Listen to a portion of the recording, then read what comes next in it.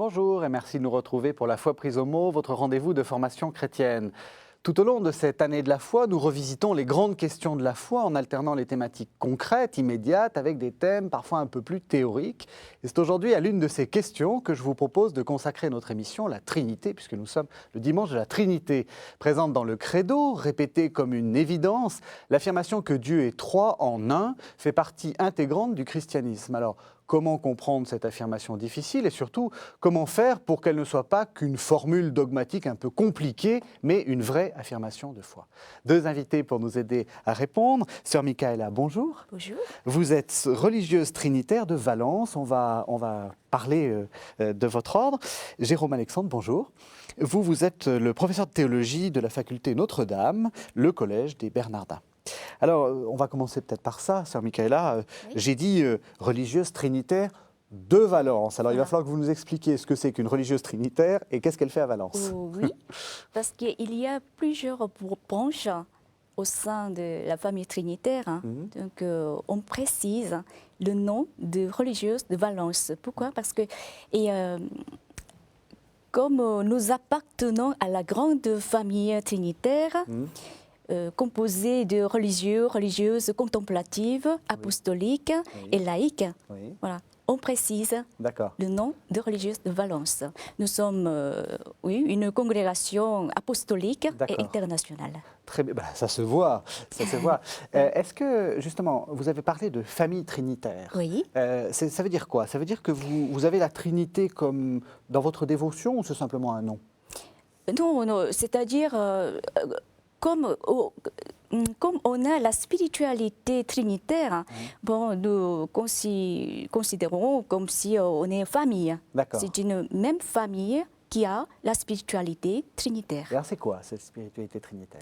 La trinitaire, d'abord, pour expliquer ça, il faut que je présente notre charisme. Oui.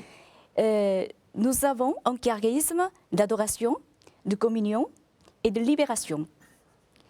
Et adoration, c'est le temps d'aimer. C'est ton temps, le rendez-vous avec le Christ qui est présent et qui nous attend sans cesse et sans exclu. Oui. Il nous attend tout le temps. Et, mais quand on s'aime, on a le désir de se voir sans arrêt. Vous avez fait l'expérience, j'espère. Oui. Voilà. Donc, c'est ton temps. C'est le temps de rendez-vous entre Dieu et moi, entre Dieu et nous. Oui. Mais des fois, j'entends les gens qui disent l'adoration, c'est fait pour les religieux, religieuses. Oui. Mais c'est faux, c'est vraiment faux. Et déjà, c'est le plus grand commandement. Oui. Jésus nous a dit tu aimeras le Seigneur ton Dieu de toute ton âme, de tout ton cœur, de tout ton esprit. C'est pour tout le monde, ce n'est pas uniquement pour les religieux, religieuses. D'accord. Voilà. C'est ça, l'adoration. Et la communion, c'est-à-dire, déjà la Trinité, ils sont trois personnes. Trois personnes différentes, uniques, absolument uniques, n'est-ce pas? Mais ils sont dans une relation. La Trinité est radicalement relation. Oui. C'est ça la communion. C'est pourquoi c'est un modèle pour nous, pour les sœurs trinitaires. Oui. Et dans une communauté, nous sommes très différentes. Déjà, vous me voyez. Et dans notre communauté, il y a 3 continents, 4 pays différents. 2 françaises, 2 malgaches, 2 coréennes et une kenyenne. Comment voulez-vous qu'on soit d'accord toujours? C'est pas possible. Mais la communion, c'est pas toujours être d'accord, mais c'est de chercher à faire l'unité. C'est ça la communion, comme la Trinité. Vraiment l'unité dans la diversité, qui n'est ni uniforme, et qui n'est uniformité et qui n'est ni fusion. Oui. Voilà, c'est ça. Adoration, communion. Communion et la libération. Et la libération. Voilà. La libération, pour expliquer ça, il faut que je fasse un petit retour en arrière un petit peu pour expliquer notre fondateur, parce que notre spiritualité de libération vient de notre fondateur. Donc c'est un héritage pour nous que notre fondateur nous a donné. Et notre fondateur, nous sommes au XIIe siècle. Il a fondé l'ordre de Trinitaire. Oui. Et lors de sa première messe, il a eu une vision du Christ libérateur qui était avec 12 esclaves de races différentes. À droite, une chrétienne, à gauche, un mort musulman. Un musulman, oui. Voilà. Et c'est un message qui était très très fort pour lui. Il avait le désir de fonder l'ordre trinitaire pour le rachat des captifs. Donc, il a essayé de libérer les captifs chrétiens qui sont en danger, c'est-à-dire qui risquent de perdre leur foi. Donc, il a essayé de libérer. Et pour libérer ces captifs, il fallait payer la rançon. Oui. Donc, ils ont payé la rançon. Mhm. Et s'ils n'avaient pas d'argent, Oui. il prenait la place des captifs et il a libéré les captifs. Et vous continuez à faire ça? Voilà, c'est ça l'origine de notre spiritualité trinitaire. D'accord. C'est intéressant parce que, Jérôme Alexandre, parce que j'ai commencé en disant la Trinité, c'est quelque chose de très compliqué, c'est beaucoup de théologie, etc. Vous voyez qu'on peut en vivre de manière assez concrète. Enfin, pour vous, c'est quelque chose d'aussi compliqué? C'est un dogme avant tout, la Trinité? La Trinité, avant d'être un dogme, est de fait le cœur, la respiration, le fondement de la foi chrétienne. Elle est le mystère le plus élevé et en même temps le plus englobant. Mystère qui se rattache à tous les autres. Et le problème quand on définit la foi chrétienne, pour la différencier des autres foi, en parlant d'emblée de la Trinité et en utilisant ce mot, c'est que on évite difficilement le réflexe de se représenter tout de suite trois dieux. Oui. Ce qui est absolument le contresens, Oui. le contresens fondamental. Le credo, qui n'emploie pas le mot Trinité, notre credo, récité en tout cas tous les dimanches, énonce en première proposition « Je crois en un seul Dieu ». Oui. Voilà. Ensuite, sont énoncés successivement le Père, le Fils, l'Esprit. Il y a donc un itinéraire, un récit, au fond, de l'énonciation de ce Dieu qui est Trinité de fait. Mais pour ne pas dire trop tôt et trop facilement Trinité, eh bien, on pose un récit, un ordre, une succession, le Père, le Fils, l'Esprit. Et le mieux serait de s'en tenir là, en un sens, de ne parler que du Père, que du Fils et de l'Esprit, un seul Dieu. Voilà la foi trinitaire pour l'essentiel de l'Église. Donc avec un petit soupçon sur ce que peut induire ce mot Trinité dès qu'il est porté comme concept. Oui. Voilà. Je vous ai senti dire oui quand Jérôme Alexandre a dit c'est pas trois dieux. Non, pas du tout. Non, c'est un seul Dieu, mais trois personnes. Oui. Donc, ils sont vraiment uniques, comme je vous ai dit tout à l'heure. Ils sont vraiment uniques, le Père unique, le Fils unique, l'Esprit Saint unique. Alors comment vous faites Mais dans votre foi, parce que vous y réfléchissez beaucoup, ou même dans votre liturgie, de temps en temps on s'adresse au Père, de temps en temps on s'adresse au Fils, de temps en temps on s'adresse à l'Esprit. Vous essayez de penser les deux autres à la fois en même temps que vous parlez à l'un? Comment vous faites-vous? C'est-à-dire, on prie, moi, je prie à Dieu, mais par le Christ, Oui. parce que c'est Jésus qui a dit, si vous ne passez pas par moi, vous ne verrez pas le Père. Voilà. Oui. Donc, je prie par le Christ, Jésus, Fils unique, et dans l'Esprit Saint. Voilà. Qu'est-ce que ça change, cette formulation trinitaire, par rapport à d'autres religions, par exemple? Ou pourquoi est-ce qu'on a eu besoin de ce dogme, enfin, ou de cette formulation-là, qui est quand même assez compliquée? le dogme en lui-même peut apparaître compliqué dès lors justement que nous l'approchons d'une manière intellectuelle en faisant se rencontrer l'impossible rencontre de l'affirmation d'une unité et la distinction, la distinction réelle des trois. Alors, dans ce cas, c'est en un sens indéchiffrable. On peut, voilà, on peut s'arrêter là tout de suite et dire bon, bah, y a là comme une sorte d'impasse intellectuelle, conceptuelle. Mais la foi chrétienne, elle ne part pas de la Trinité, même si le mystère trinitaire qualifie Dieu de fait est tout à fait fondamental et englobant, comme je le disais tout à l'heure, de l'ensemble du mystère chrétien. La foi chrétienne s'effectue au fond par deux entrées. L'entrée juive, qui est la reconnaissance du Dieu unique, et que nous recevons de tout l'Ancien Testament, bien sûr. Et Dieu se révèle aux patriarches, à Moïse, au sein de l'Ancien Testament, aux prophètes. Et c'est le Dieu de Jésus. C'est la seconde entrée. Nous recevons dans notre foi la présence de Jésus. Nous le voyons tel que les évangélistes nous en relatent l'existence, les enseignements, la mort ignominieuse sur une croix, puis la résurrection. Étonnante proposition que celle-ci, la résurrection d'un homme mort sur une croix.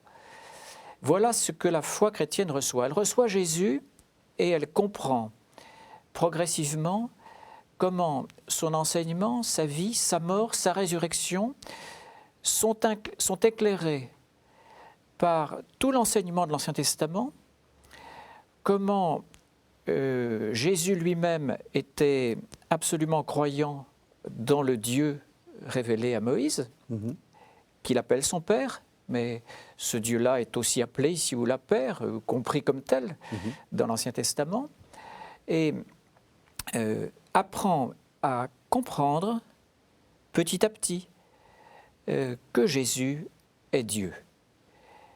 Qu'appelant Dieu son Père, il est dans une relation absolument unique, très intime, avec le Dieu des Juifs, son Dieu, n'est-ce pas, qui est son Père et qu'il est lui-même.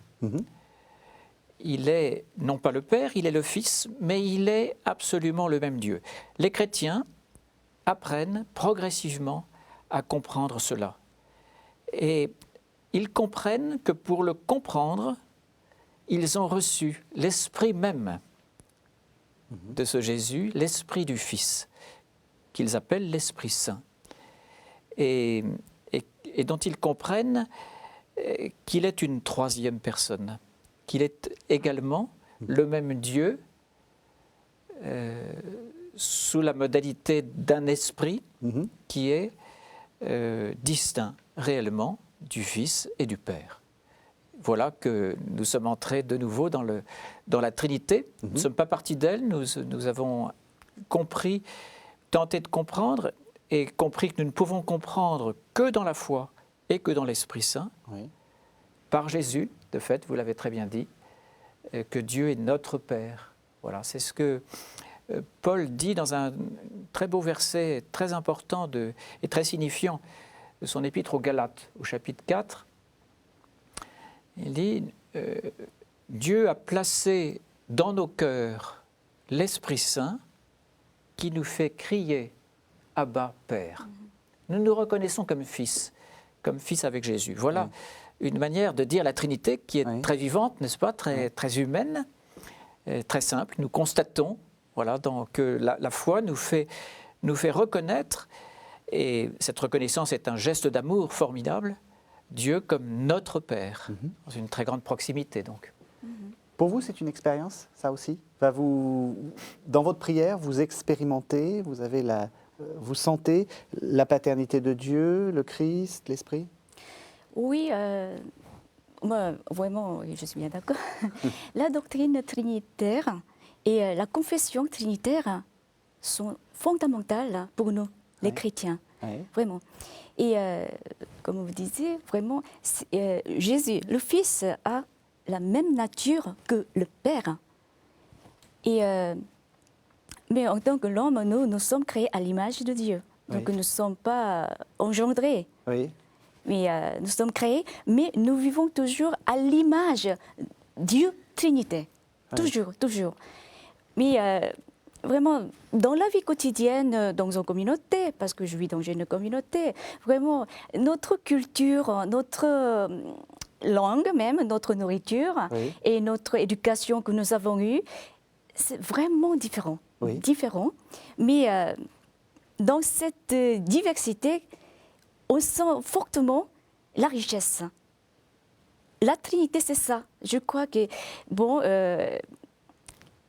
Jésus est un fils du Père, mais l'amour entre le Père et Jésus, c'est l'Esprit Saint. Ça circule. Vous voulez dire que dans votre spiritualité, la Trinité, c'est aussi un modèle pour essayer de mettre ensemble des différences, pour dire la différence est moins importante que l'unité.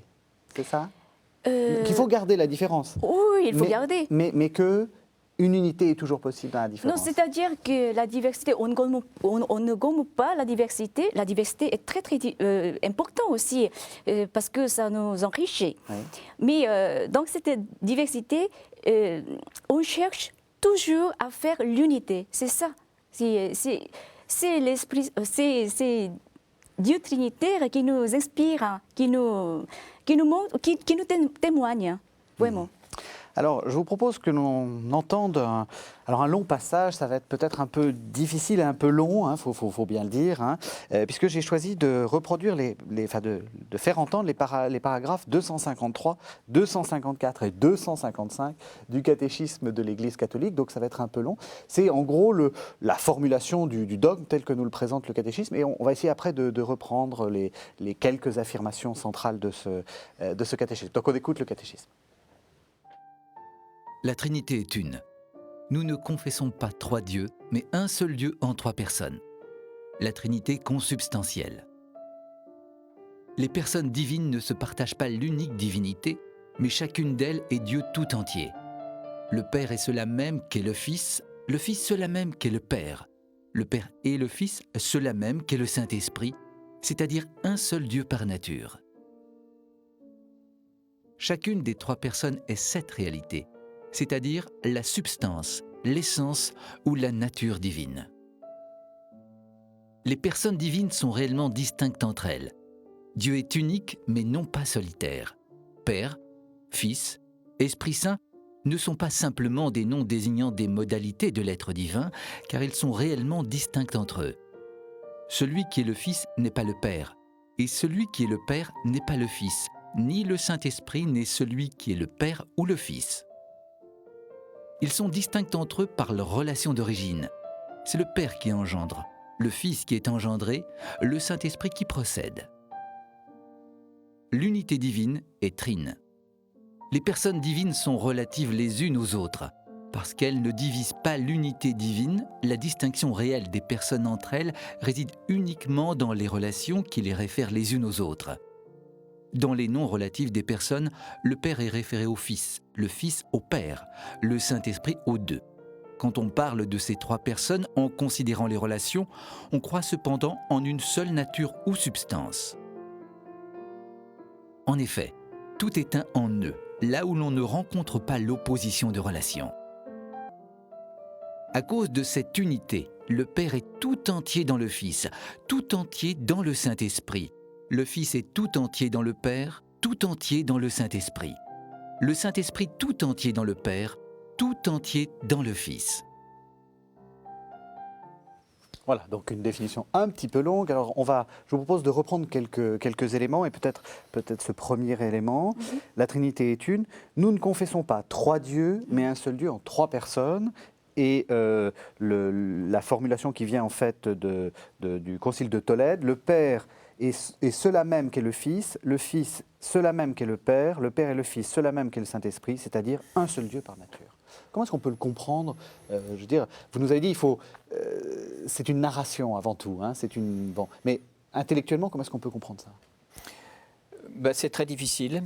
C'est très difficile de... Au moins, vous avez l'honnêteté, c'est bien. Oui, de dire j'ai compris. Nous avons repris d'une manière fort utile pour la formation des chrétiens par le catéchisme de l'Église catholique, une traduction métaphysique du mystère trinitaire qui est un mystère, ma sœur, vous le rappeliez si bien, qui est un mystère d'abord de vie intérieure, de vie mystique, on peut dire, et qui se trouve révélé sur le mode, en effet, plus narratif que philosophique. Oui.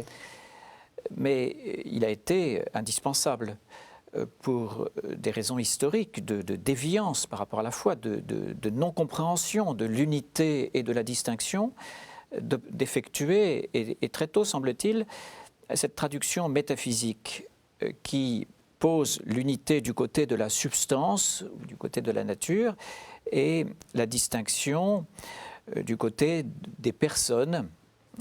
Ça, c'est le mot latin, et il y avait en grec un autre mot qui était l'hypostase. Tout ça, c'est effectué dans les premiers siècles, dans le contexte à la fois grec et puis occidental. Et il est assez compliqué de s'y retrouver et d'en raconter l'histoire très, très sinueuse. Ce qui est important, c'est d'aller dès qu'on peut à la dimension agissante, de revenir à la dimension agissante. La dimension plus métaphysique, conceptuelle, métaphysique, est une dimension plus statique. Oui. Et donc, penser que la dernière formulation de ce qui a été entendu tout de suite, finalement, est posée aussi dans l'Évangile comme étant le fait que tout a été remis au Fils. Oui. Tout ce qu'a le Père, il l'a remis au Fils. Nous l'avons dans Saint Luc, nous l'avons dans Saint Jean. Bon. Et c'est donc important de comprendre que c'est l'amour qui est la clé de compréhension, si je puis dire, de l'unité qu'il est si fondamental d'affirmer. Oui. Pardon, vous voulez dire qu'en fait, c'est plus facile d'entrer dans le mystère de la Trinité, non pas avec le fameux paragraphe 253, mais plutôt 255. Les personnes divines sont relatives les unes aux autres. La distinction réelle des personnes entre elles réside uniquement dans les relations qui les réfèrent les unes aux autres. C'est-à-dire qu'on peut comprendre par l'action. C'est un concept dynamique, en fait. Alors, c'est tout à fait ça. Ouais. C'est tout à fait ça. Est-ce que ça serait le conseil que vous donneriez aux gens? Commencez plutôt par, au lieu de se dire qu'est-ce que c'est qu'une personne, qu'est-ce que c'est qu'une substance, qu'est-ce que c'est qu'une nature, qu'est-ce que c'est que... Bon, de se dire, parlons des relations. Oui, la relation invitant ou imposant peut-être même de parler de l'amour, précisément, qui est fondamentalement relation. Ouais. Et l'amour dit précisément ce qu'il est indispensable, évidemment, de concevoir comme distinction de deux éléments, oui. L'aimant et l'aimer, oui. Et le mouvement, il faut parler de mouvement bel et bien, de leur unification qui est une vie d'échange. C'est en effet à partir sans doute de l'expérience humaine qu'on peut sûrement commencer à se faire une petite idée de l'amour infiniment parfait qui est en Dieu et qui est le fait de l'échange relationnel entre les trois personnes. J'ai pensé en réfléchissant aux manières les plus simples d'aborder ce mystère en effet complexe de la Trinité à un formidable théologien du XIIe siècle, le siècle où votre ordre a été fondé, Richard de Saint-Victor, qui était à Paris, qui a écrit un très, très important traité de la Trinité. Comme Augustin, bien avant lui, dont il s'inspire, Augustin, on est fin du IVe siècle, début 5e siècle, là nous sommes au XIIe siècle, et tout l'Occident médiéval a beaucoup puisé dans Augustin. Richard réfléchit à l'amour à partir de l'expérience humaine de l'amour. Et il explique que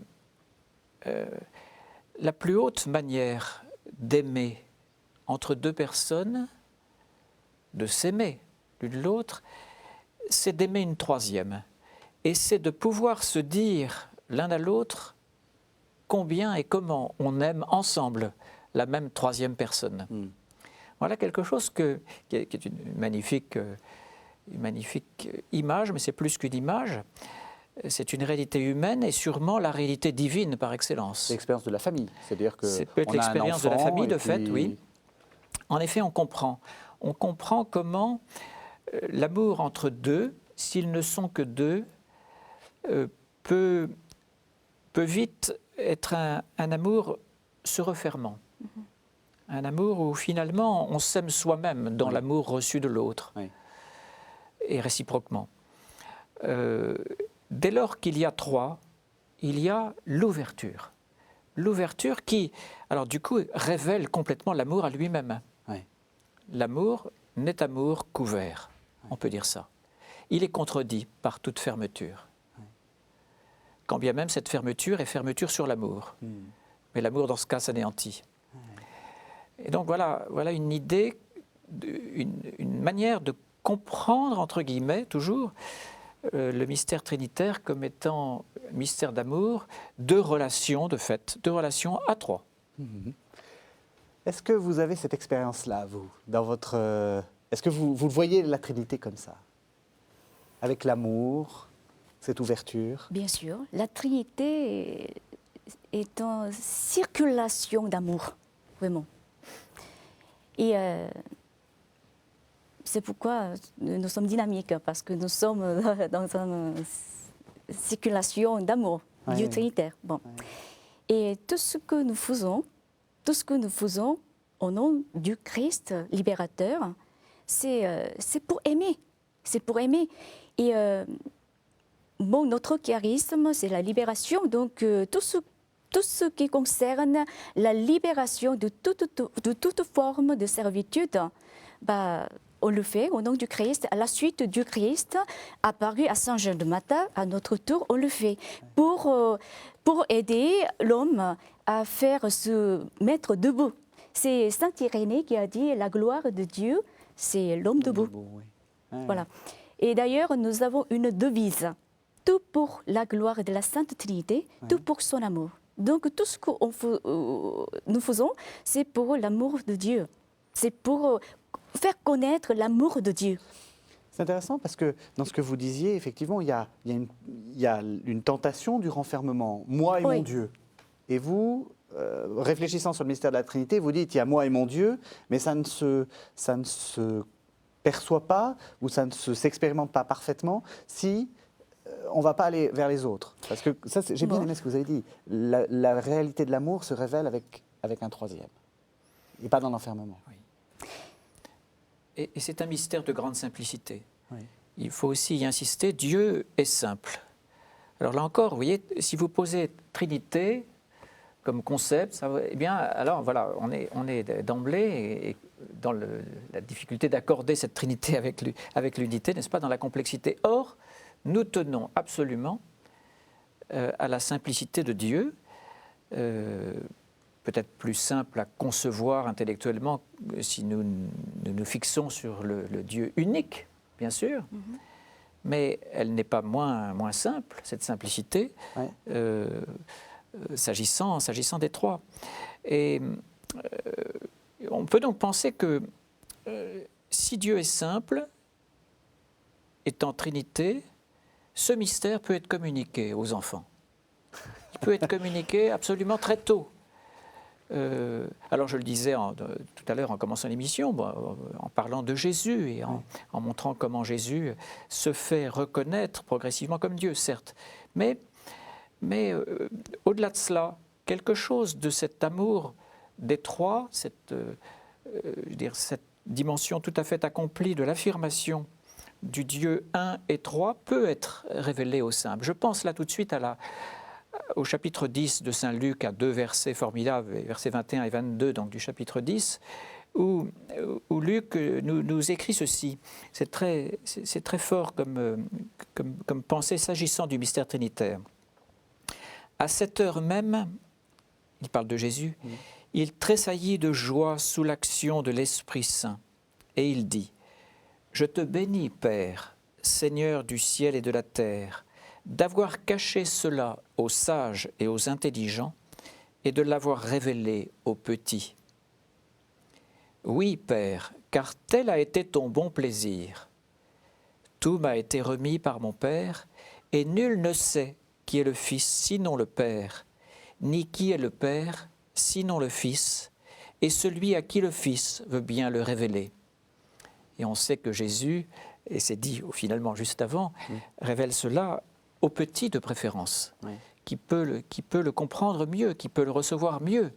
Et c'est la joie de Jésus. Il tressaille de joie, dit Luc au début, et ce mystère caché aux savants est révélé aux petits. Et c'est le bon plaisir du Père. Voilà, une extraordinaire théologie trinitaire en plein cœur de l'évangile de Luc. On dit quelquefois qu'il n'y a pas de trinité dans les évangiles, c'est une invention plus tardive, tout ça c'est tout à fait faux. Les évangiles sont pleins de la Trinité, Jean ô combien, mais aussi Luc, aussi Matthieu, aussi Marc. Bon. Et à quel point saint Paul, qui sans cesse dans toutes ses lettres a récité la grâce de Jésus notre Seigneur, l'amour de Dieu le Père et la communion de l'Esprit Saint. Voilà la finale de la 2e aux Corinthiens. Oui, et il y aurait tant et tant de versets des épîtres de Paul qu'on pourrait invoquer. Et donc, la Trinité est sans cesse présente dans le Nouveau Testament et elle est révélée de préférence aux petits. Oui, si je réponds à votre question. En tant que les chrétiens, moi je dirais que nous avons un devoir de transmettre la foi. On ne s'enferme pas, on ne garde pas pour soi-même. Il faut transmettre. C'est un devoir pour les chrétiens, pour nous. Et la foi n'est pas croire ce qu'on ne peut pas croire. La foi, pour moi, c'est une expérience. Oui. Et c'est une expérience pour partager avec les autres. Et si je partage encore un événement qui se passe avec les élèves, parce qu'on travaille dans un établissement catholique. Oui, oui. Alors, un jour, une de nos sœurs a fait la catéchèse. Alors, on a montré l'icône trinitaire. Oui. Comme la notion trinitaire est très compliquée et difficile, bon, elle a commencé à montrer l'icône. Alors, avant de montrer l'icône, on a fait un signe de croix au nom du Père et du Fils et du Saint-Esprit. Amen. Et puis, elle a expliqué, c'est le Père, le Fils, l'Esprit Saint. Alors, un garçon a levé la main pour poser une question. Ma sœur, où est Amen?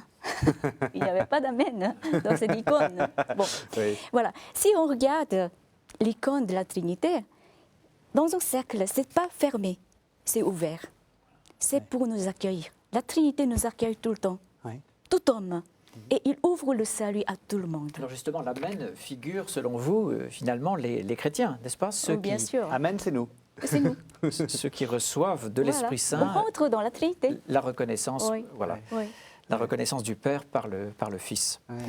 Et je crois que c'est très beau, évidemment, de se rappeler, dans l'idée aussi où, en effet, on apporte la foi à ceux qui ne la connaissent pas du tout et déjà aux enfants, le lien que vous venez de faire entre la croix, le signe de la croix, et le fait d'énumérer successivement les trois noms de Dieu. Avec cet Amen, effectivement, qui porte à quatre, non pas les trois de la Trinité, mais qui signifie bel et bien que nous ne pouvons dire les trois personnes que dans la foi, donc dans l'Esprit Saint. Nul ne peut dire Jésus est Seigneur, sinon l'Esprit qui lui donne de le dire.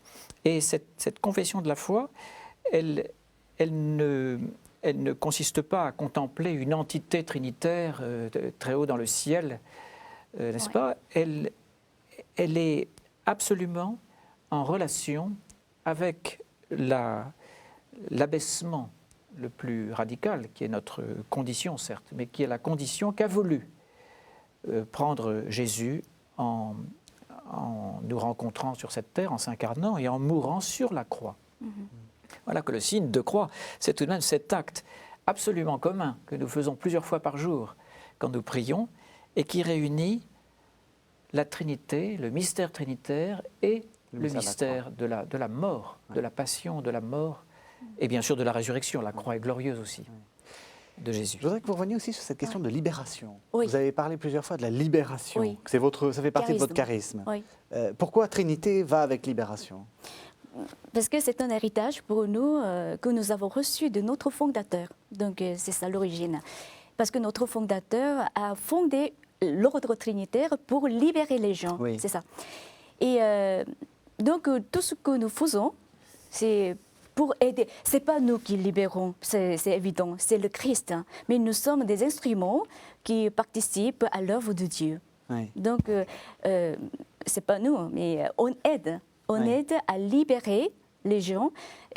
Par exemple, c'est pourquoi on travaille à la prison, ou à l'école, à la dispensaire, Oui, oui. aux cliniques, etc. Et la prison, c'est très fort pour nous. Donc, bon, physiquement, on ne peut pas libérer les prisonniers, Oui, c'est pas oui, possible. oui, oui. Mais intérieurement, déjà, on peut soutenir, on peut soulager, c'est-à-dire on peut libérer de cette solitude, de cette souffrance.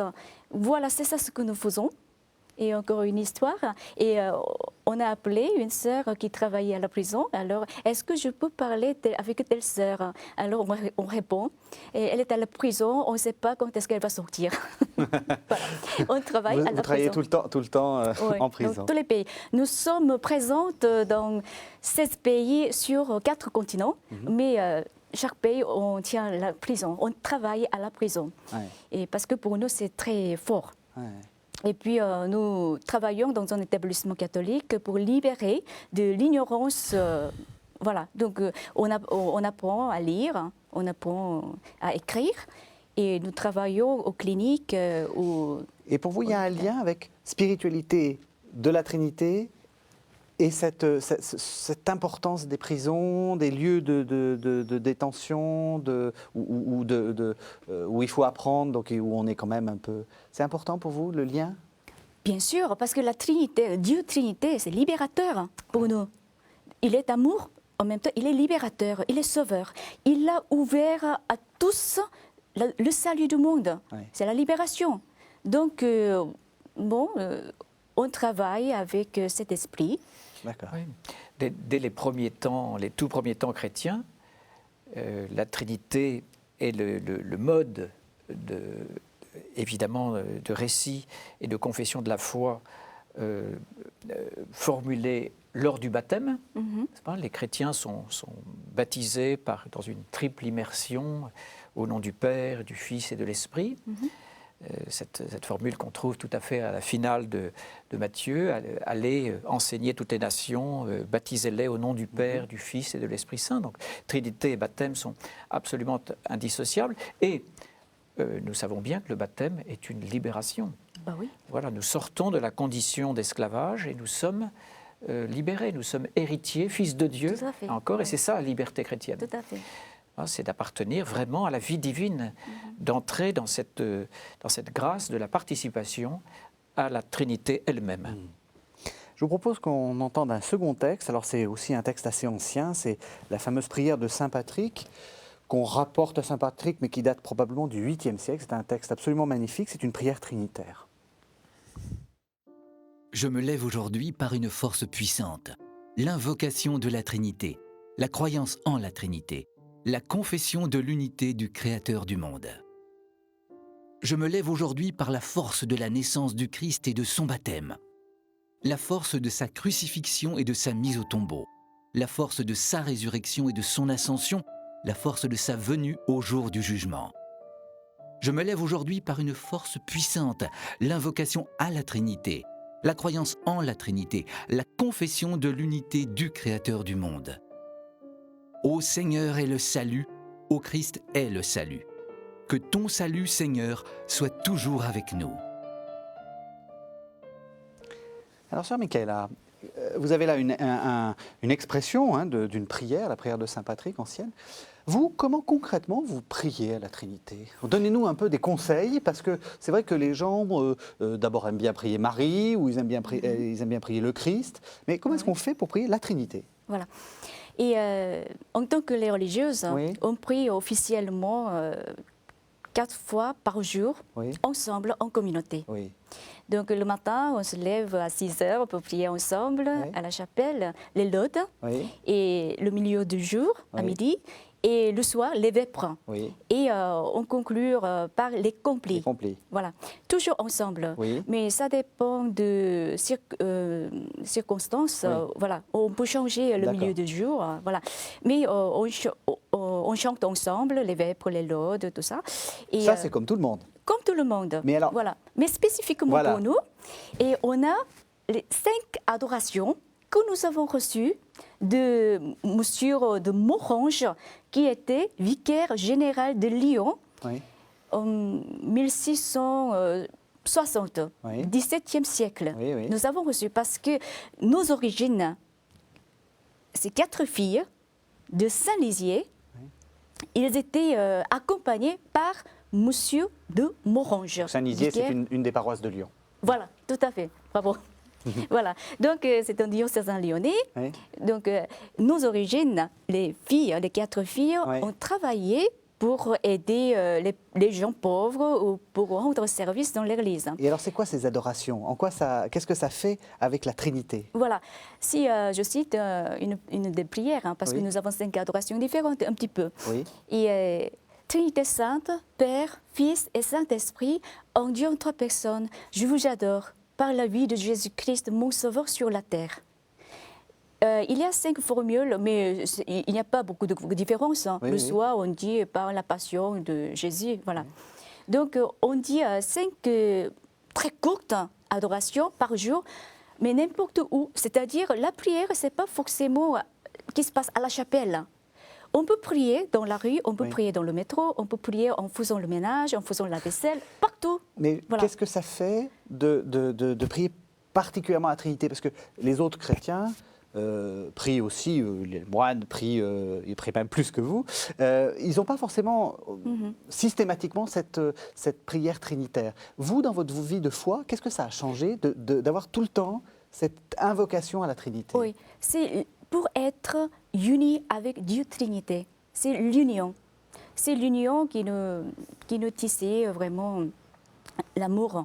Et en contemplant Jésus, en priant Dieu, on rentre dans le mystère trinitaire. Et on porte le regard attentif que Jésus avait. Donc, sans contempler, sans prière, on ne peut pas avoir cet regard que nous avons. Oui. Oui. Donc, forcément, la prière, c'est pour nous faire vivre jour après jour. Ouais. S'il n'y a pas de prière, particulièrement la louange pour la Trinité, on ne peut pas vivre, je ne crois pas, en communauté, dans la diversité énorme, avec toutes les couleurs, comme ça. D'accord. Voilà. Donc, ça nous fait vivre. Ouais. Vous avez une prière à nous proposer. Oui, Saint-Augustin. Saint-Augustin. L'immense théologien Saint-Augustin, produit de la théologie, donc fait travailler son intelligence sans jamais cesser de prier et d'adorer. On le voit ô combien dans les confessions, mais on le voit dans bien d'autres ouvrages. Et évidemment, en particulier à la fin de son grand De Trinitate en 15 livres, écrit au début du 5e siècle, immense méditation, immense réflexion d'un théologien qui, de fait, est prévenu de toutes les difficultés du mystère et qui... Oui, parce qu'il a des hérésies partout. Et il en a à sa porte, si on peut dire. qu'il est brave Ouais. avec toute son énergie, eh bien, il est conscient d'un bout à l'autre de l'ouvrage aussi de l'humilité dans laquelle il doit se tenir et de l'impossibilité, en tout cas pour l'intelligence, de dominer son sujet. Il termine par cette prière magnifique que je voulais vraiment vous faire entendre. C'est évidemment seulement un extrait. La voici. Seigneur notre Dieu, nous croyons en toi, Père, Fils et Saint-Esprit. Car la vérité n'eût pas dit « Allez baptiser toutes les nations au nom du Père, du Fils et du Saint-Esprit » si tu n'étais pas Trinité. Et tu n'aurais pas ordonné, ô Seigneur notre Dieu, que nous fussions baptisés au nom de qui ne serait pas le Seigneur notre Dieu. Nous n'aurions pas entendu une voix divine nous dire « Écoute Israël, le Seigneur ton Dieu est le seul Dieu », si en même temps que Trinité, tu n'étais pas le seul Seigneur, le seul Dieu. Et si toi, Dieu le Père, étais identique à ton Fils, à ton Verbe Jésus-Christ, à votre don, l'Esprit Saint, nous ne lirions pas dans les lettres de vérité, Dieu a envoyé son Fils. Et toi, ô Fils unique, tu ne dirais pas du Saint-Esprit, celui que le Père enverra en mon nom, et celui que je vous enverrai de la part du Père. Dirigeant mes efforts d'après cette règle de foi, autant que je l'ai pu, autant que tu m'as donné de le pouvoir, je t'ai cherché. J'ai désiré voir par l'intelligence ce que je croyais. J'ai beaucoup étudié et beaucoup peiné. Seigneur mon Dieu, mon unique espérance, exauce-moi de peur que par lassitude je ne veuille plus te chercher, mais fais que toujours je cherche ardemment ta face. Ô toi, donne-moi la force de te chercher, toi qui m'as fait te trouver et qui m'as donné l'espoir de te trouver de plus en plus. Devant toi est ma force et ma faiblesse. Garde ma force, guéris ma faiblesse. Devant toi est ma science et mon ignorance. Là où tu m'as ouvert, accueille-moi quand je veux entrer. Là où tu m'as fermé, ouvre-moi quand je viens frapper. Que ce soit de toi que je me souvienne, toi que je comprenne, toi que j'aime. C'est un texte absolument magnifique. Justement, là encore, même question. Qu'est-ce que ça fait comme dimension dans la prière? Qu'est-ce que ça introduit? Parce qu'il aurait pu la faire, cette prière, il aurait pu l'adresser au Christ, à l'Esprit. Mais qu'est-ce que ça fait d'inclure la Trinité dans sa prière?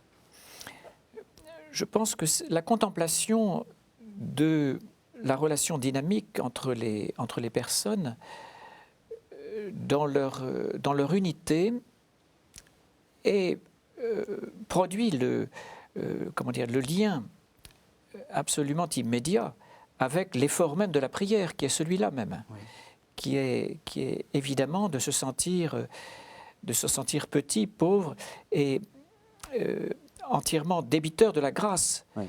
qui sera donnée, de trouver les mots, d'être dans une disposition d'âme surtout qui conduira de nouveau à l'unité même. C'est l'unité contemplant l'unité. La recherche de l'unité, contemplant l'unité réalisée. Je crois que c'est cela, prier la Trinité. Et on voit bien comment Augustin le produit, justement, avec cette formidable connaissance qu'il a de l'Écriture, qu'il cite sans cesse, cette manière d'enchaîner. On ne peut pas faire autrement, on ne peut pas fixer les trois ensemble. Donc on est là encore dans une obligation de dire l'un après l'autre, le Père, le Fils, l'Esprit. Hein. Nous sommes dans la narration toujours. Voilà. Mais on voit bien comment, le faisant sans cesse, il produit cette circularité qui fait que l'amène est au fond, non pas la clôture, mais l'élément indispensable finalement de complémentarité voulue par Dieu lui-même, le Créateur et le Sauveur, Dieu Trinité, n'est-ce pas, voulu quand il s'est tourné vers nous, nous créant et nous sauvant. Alors on arrive à la fin de l'émission, je vais vous poser à chacun une question personnelle sur un conseil à donner. Quand quelqu'un vient vous voir en disant « je ne sais pas prier la Trinité, je sais prier la Vierge Marie, mais je ne prie pas la Trinité », qu'est-ce que vous lui conseillez? D'abord, moi je dirais, la prière, c'est une parole qu'on s'adresse à Dieu, spécialement Dieu Trinité. D'accord, voilà. Commence comme ça. Voilà, je commence par ça. Et puis moi je prierai avec eux, ou avec elle, avec lui. Voilà. Je vais prier tout doucement avec nos prières que nous avons. Oui. Et je vais inviter à prier librement. Pas avec les formules. mais librement. Et puis, je laisse le temps. Et c'est mon expérience quand j'étais en Corée. Il y avait des gens qui venaient pour me demander comment on prie. Alors, bon, d'abord, j'ai commencé par dire Notre Père, parce que c'est une prière que Jésus nous a donnée. Oui. C'est la plus belle prière. Donc, à part ça, parce que déjà, Notre Père, on connaît tous. Donc, on détend, d'abord. Oui. On détend, c'est pas la peine D'accord. d'avoir l'attention. Et d'avoir forcément les formules trinitaires, Voilà, non, non, non. les Oui, idées. c'est ça. Ah non, non, non, non, Ouais. non. Pour moi, vraiment, non. Alors, moi, je donne le temps pour rentrer dans la prière. Et puis, on prie librement tout ce qu'on veut dire à Dieu. Ouais. La prière, pour moi, c'est une parole qui s'adresse à Dieu. Qu'est-ce que vous conseilleriez, alors là plutôt du côté, monsieur le théologien, de la théologie, j'ai envie de connaître ce mystère, vous me conseillez quoi? D'aller reprendre le catéchisme? Ou est-ce qu'il y a des livres où vous conseillez, enfin vous avez pris le De Trinitate, mais enfin ça paraît gros, pour essayer d'approcher le mystère? J'ai envie de dire, lire l'Évangile, il me semble en premier, tout simplement, et peut-être seulement. Alors, bon, on peut lire bien d'autres choses. Ouais. L'histoire chrétienne est absolument pleine de trésors, tant théologiques que spirituels, mystiques. Mais lire l'Évangile, voilà,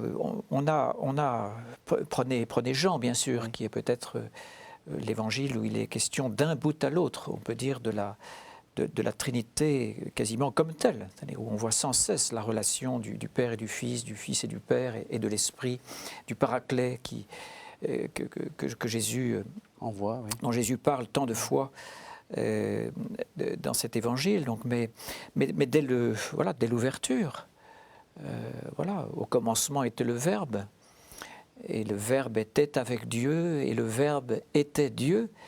Voilà, dans ce simple verset, premier verset, nous avons déjà la Trinité, là, n'est-ce pas? Et l'unité même Oui. est posée, et la distinction. Oui. Avec Dieu pose bien une distinction, et il était Dieu pleinement, voilà, nous sommes dans l'unité, voilà. Bon, et il s'incarne, et ensuite, bon, rien que le prologue est un formidable texte de théologie trinitaire, on peut dire. Eh bien, c'est sur ce conseil que nous allons nous arrêter. Alors, vous, Jérôme Alexandre, vous avez écrit 2 livres, enfin, vous en avez écrit beaucoup, mais il y a 2 livres que je recommande.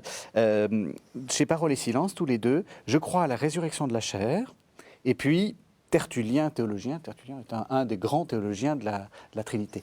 Merci tous les 2 de nous avoir fait Merci découvrir beaucoup. votre expérience et votre vision de la Trinité. Merci de nous avoir suivis. Vous pouvez retrouver cette émission sur www.ktotv.com. Merci à tous.